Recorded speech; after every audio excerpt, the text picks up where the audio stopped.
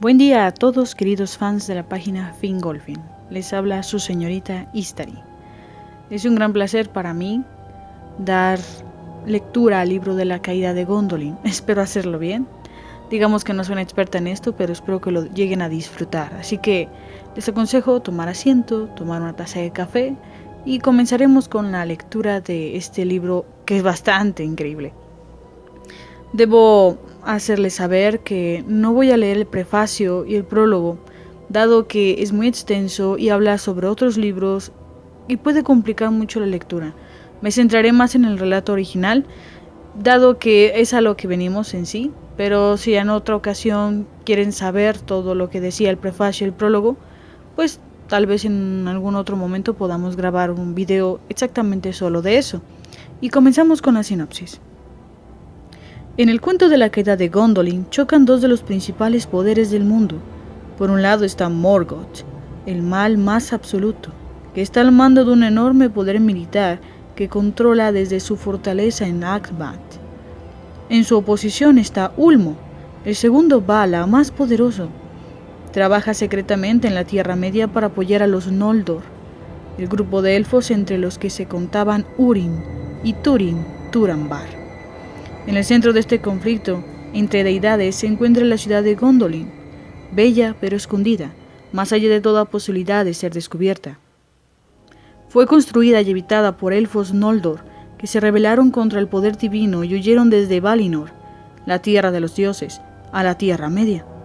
Turgon, el rey de Gondolin, es el principal objeto tanto del odio como el miedo de Morgoth, quien trata en vano de descubrir la ciudad, escondida como por arte de magia. En este mundo entra Tuor, el primo de Túrin, como instrumento para hacer cumplir los planes de Ulmo. Guiado por el dios desde la invisibilidad, Tuor parte de la tierra donde nació y emprende un peligroso viaje en busca de Gondolin. En uno de los momentos más fascinantes de la historia de la Tierra Media, Ulmo se persona ante él, emergiendo del mar en medio de una tormenta.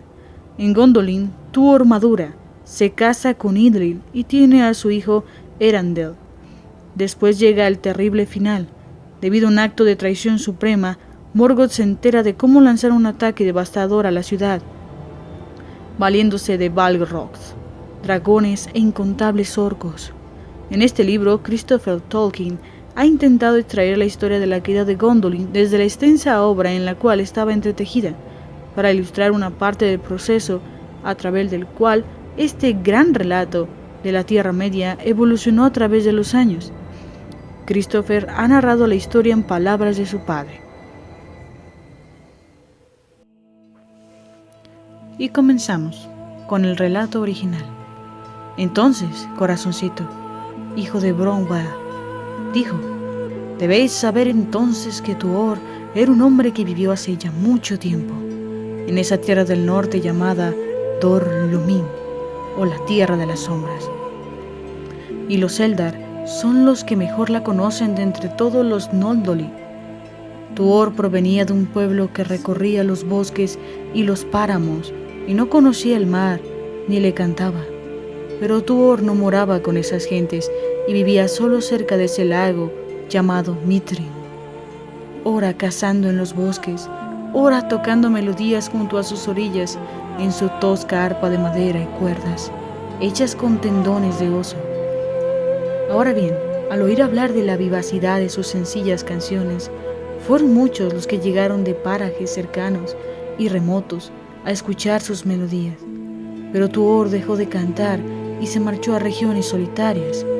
Allí aprendió muchas cosas curiosas y recibió enseñanzas de los Noldoli errantes, que le enseñaron muchas palabras de su idioma y le transmitieron muchos de sus conocimientos, pero no estaba destinado a quedarse para siempre en esos bosques.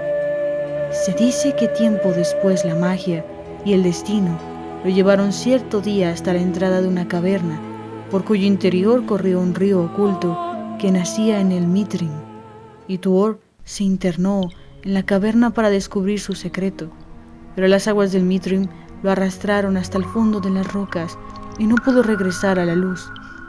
Se dice que esto sucedió porque así lo quiso Ulmo, el señor de las aguas, que había inspirado a los Noldoli a abrir ese sendero oculto. Entonces los Noldoli se presentaron ante Tuor y lo condujeron por largos pasadizos oscuros entre las montañas, hasta que salió nuevamente a la luz y vio que el río corría veloz al fondo de una muy profunda hondonada, por cuyos flancos era imposible trepar. Entonces Tuor ya no quiso regresar, porque solo deseaba seguir avanzando, y el río lo condujo sin cesar hacia el oeste.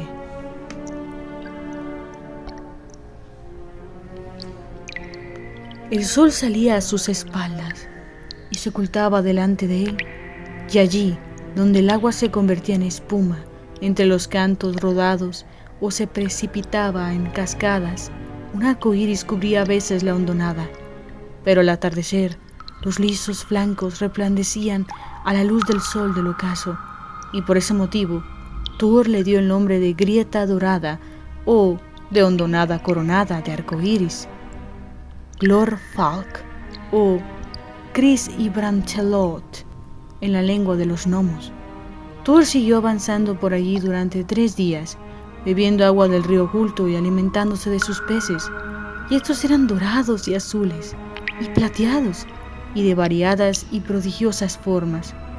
Finalmente la cañada comenzó a ensancharse, y a medida que se abría, sus flancos eran cada vez más bajos y escarpados, y el lecho del río se iba cubriendo con más y más cantos rodados, en torno a los cuales las aguas se volvían espumosas y borboteantes. Tuor se quedaba sentado por largo rato, contemplando el salpicar de las aguas y escuchando su sonido, y luego se levantaba para avanzar saltando de piedra en piedra mientras cantaba, o cuando las estrellas aparecían en la angosta franja del cielo sobre la hondonada, despertaba ecos con el sonoro tañido del arpa. Un día, después de una larga y agotadora jornada, ya entrada la noche, Tuor oyó un grito y no podía distinguir de qué criatura provenía. Entonces dijo: «¡Es un duende!». Y luego: no es más que un animal pequeño que aúlla entre las rocas». Y luego le pareció que un pájaro desconocido lanzaba un silbido de singular melancolía que jamás había oído. Y, como no había escuchado a ningún pájaro mientras avanzaba por la grieta dorada, le alegró oír ese sonido, aunque fuese lastimero. A la mañana siguiente oyó el mismo chillido sobre su cabeza, y al mirar hacia arriba vio 3 enormes aves blancas que se alejaban hacia el fondo de la hondonada con un impetuoso batir de alas, y lanzaban gritos como los que había oído en medio de la oscuridad. Eran las gaviotas, las aves de Oce. En esa parte del río había islotes rocosos en medio de la corriente y rocas sueltas cubiertas de arena blanca en la orilla de la hondonada, de modo que era difícil avanzar, y tras un rato, Tuor encontró por fin un lugar por donde escalar el acantilado. Entonces sintió que un viento fresco le daba de lleno en la cara y se dijo: «Esto es placentero como un sorbo de vino». Pero no sabía que estaba cerca de los confines del gran mar. Mientras avanzaba más arriba de las aguas, la hondonada volvió a estrecharse y sus flancos se elevaron, de modo que siguió caminando por la cumbre del Alto Risco hasta llegar a un paraje estrecho donde se escuchaba un gran estrépito. Entonces Tuor miró hacia abajo y vio un paisaje incomparablemente maravilloso, porque parecía que una marea de aguas enfurecidas subía contra la corriente por la estrecha hondonada, pero las aguas que bajaban desde el lejano Midrin seguían avanzando, y una muralla de agua se elevaba casi hasta la cumbre del risco, coronada de espuma y retorcida por los vientos. Entonces las aguas del Midrin cedían al empuje, y la corriente que se internaba en la hondonada se precipitaba rugiente hacia el fondo del canal, cubriendo los islotes rocosos y agitando la arena blanca, de modo que Tuor huyó atemorizado, porque no conocía los hábitos del mar. Pero los Ainur lo inspiraron a trepar por el flanco, porque si no lo hubiera hecho, el oleaje lo habría aplastado, y era un oleaje impetuoso por los vientos del oeste. Entonces Tuor se encontró en un paraje escabroso, donde no crecía ni un solo árbol, y estaba azotado por el viento que venía desde donde se ponía el sol, y todos los arbustos y los matorrales se inclinaban hacia el oriente por el empuje del viento, y por allí anduvo sin rumbo hasta llegar a los negros riscos que había junto al mar, y vio el océano y las olas por primera vez. En ese momento el sol se ocultaba bajo el borde de la tierra, allá, a lo lejos en el mar, y se quedó en lo alto del risco con los brazos abiertos y el corazón embargado por un profundo anhelo. Algunos dicen que fue el primer hombre que llegó hasta el mar y lo miró y conoció los deseos que despiertan, pero no sé si tienen razón. En esas regiones se quedó a vivir en una caleta protegida por enormes rocas de un negro profundo, con fondo de arenas blancas que la marea alta cubría, en parte con aguas azules. La espuma jamás llegaba hasta allí, salvo en las más furiosas tempestades.